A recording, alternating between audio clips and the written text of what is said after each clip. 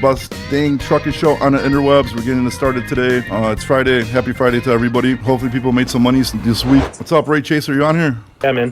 What's going on, dude? So what happened with Highway now? Sorry, because I get distracted easily, bro. Yeah, I sent that message out last night. I got like word from somebody in the office that they were talking about doing it, but Highway sent out official communication today to their partners saying that I'll read it real quick if that's okay. Yeah, knock yourself out. Yep, it says non-domicile and limited CDL tracking rules. We've seen an increase in direct threats in Q3 with the vast majority linked to carriers with non-domicile CDLs within their user base. As part of our ongoing efforts to equip our customers with tools to reduce the risk, Highway has created a rule that will fail a carrier if any associated user has a non-domicile or limited term CDL. So they're going to make you put your driver's CDLs into the Highway system? I think they're going to start collecting that data. Bro, they're going to get sued, bro. I see this coming already. They're going to get sued. No, they already collect the data. No, I understand that, but I mean, at this time, bro, they're collecting way too much stuff, bro. Like everybody's just turning it over. That's your guys' problem. Everyone's just dude, they don't give you no choice. You don't. You're going to be out of their system, and then 50% of brokers are gone. The amount of stuff we got to get from people now, man, to book a load through Highway is just ridiculous. It's crazy. Yeah, I mean, dude, I remember when C.H. Robinson, like when they first did their carrier onboarding with them, their whole shit went down, bro. They couldn't book loads with carriers for like 2 days, bro. Yikes. Yeah, that was absolutely crazy, dude. That's absolutely crazy. And it's getting to the point, I'm telling you, bro, they're gonna put so many people out of business. They're gonna get a class action lawsuit against them, and they're gonna sue the crap out of them because they're dude. If you're making them just like send your driver's licenses to them, that's absolutely crazy. Then they want the ELD hookup so they see exactly where you're at all the time. I mean, we see it. We see the ELDs. We confirm the VIN numbers. We make sure the driver's VIN numbers, ELDs, are pinged in the locations. If their ELD is pinging more than 400 miles from our pickups, we get notifications saying that the driver's not there. I mean, it's crazy what we can see. Wait, Rachel, do you have access to Highway? Yes, I'm broker. I have a question, man. So, is there anything else that is here? Because the other day I had an issue, right? I spoke with Bobby. They're saying that my load utilization is over 200%. Yeah. I only book 2 loads a week. Like, I drive from Jersey to Dallas and back. So here's what they're doing. What they're doing is however many units are insured on your insurance, they are calculating how many miles those tractors are supposed to be driving on a weekly basis. And if you're going over that legal threshold, 550 a day or whatever it is, they're going to say your peak utilization is too high, which to us is an indication of possible double brokering. Now, there's some ways. What if you're driving a team, right? It doesn't know how to measure that. There's some nuances in there, but you're getting a visual cue on that. And that data is getting fed in from TriumphPay for the most part. But are you able to see hours of service? Like, I need logs? No, can't see anything hypothetically, like that. Not that I do, but hypothetically, let's say if these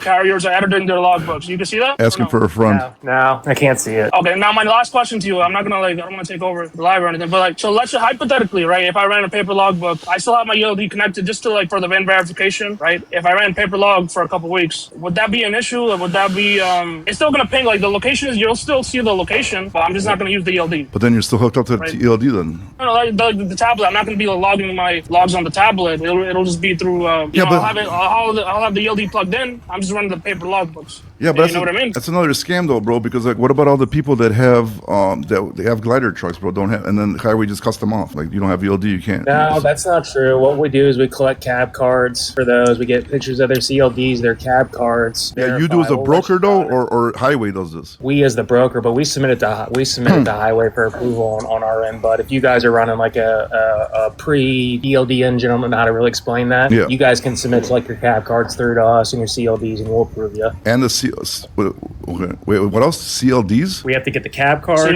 picture your CLD, and then also verify that VIN's on the insurance so we can get it approved. Got it. Yeah, man, it's absolutely crazy, dude. They're definitely gonna eventually just shut down everybody consolidates, and they're gonna be paying up the ass for loads, bro. Because right now, everybody going to California to consolidates and stuff like that.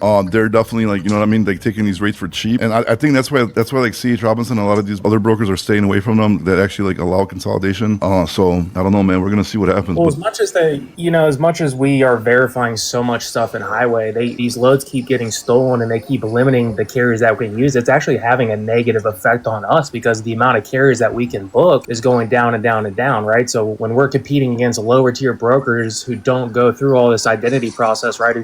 Our carrier pool is a lot more limited, right? So we're paying higher rates, which is good. It's going to the carriers that actually qualify, that deserve it. But, it's limiting the amount of carriers that we can book. So it's got an effect on both ends. I know you guys don't see it that way, but it does. No, I definitely see. I know exactly what you're talking about, and it's gonna keep getting worse and worse, dude. It's gonna keep getting worse and worse, and a lot of this. How worse can it? How worse could it get? Dude, you know how many companies already probably went out of business because the highway wouldn't give them like access, or just says no, they're no good because some kind of stupidity, bro. Because either like a linked address, a linked VIN number, you know what I mean? Like my boy just had this problem. He just called me today, dude. I don't want to say what broker, but a broker hit him up, like temporarily put him on DNU because he purchased a truck from a company that was his neighbor. They they had a bad reputation, and now they're asking like all these questions, like why do you have this truck? Why was the address? Why is the address almost the same? Like because they're like literally neighbors, and they downsized. They sold some equipment to them, and now they're paying. They're a big ass company, like over 100 trucks, and now they're suffering from it because of a purchase of equipment. You know what I mean? So even if they get unblocked a day or two or three later, I mean they needed to book a load, today or a few loads today with this broker. So what? Now they're suffering for some BS that highway should have no business even doing. I don't know. What do you think about that, Ray Chaser? I agree. I think it's got its ups and its downs. We've had a lot of loads stolen. You know what I mean? We've got to be as careful as we can, but I know it's having a negative effect on you guys. It has, so I don't know what the solution is, but fraud is running rampant, right? And I don't know how much you guys see it, but they're trying to attack us every single day. So we've got to be as sophisticated as we can, and this is the only tool we have that's actually doing it. And I know it's hurting you guys. Yeah, and I mean, so what happens? So you guys had a few loads frauded already? Oh, we've had at least a dozen this year. So what happens when that? Who covers the cost for that? We do. We've got to eat the money, and so if you want to keep the customer, you pay the money out of pocket. It's so that's the thing. Those cost us hundreds of thousands of dollars every year, and just expenses that fly out the door. So you got to make the business decision: are we going to profit enough off this customer to eat the $100,000 claim that we've got to pay out for the cargo? So now you mean if you guys were capped at 3%, you mean you wouldn't be able to pay that stuff? What do you mean by capped? If brokerage is only capped at 3% profit, you wouldn't be able to. Yeah, that's the stuff people don't see behind the scenes. The 1.2 million this year on the bottom line that we've just paid out in fraudulent claims and fraud, right? But it's okay. That's just the cost of doing business, right? On our side of things. But now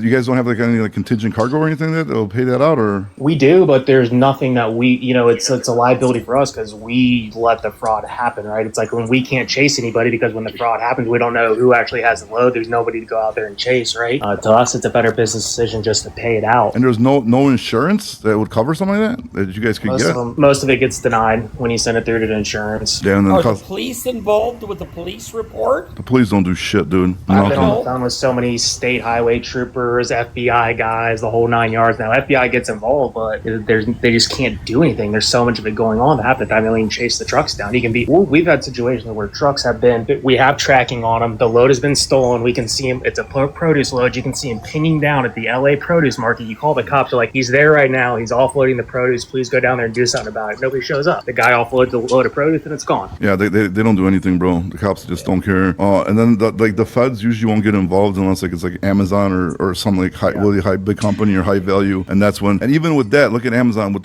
California with the Armenians. I mean, they busted $84 million they got before the feds finally concluded a year or two investigation.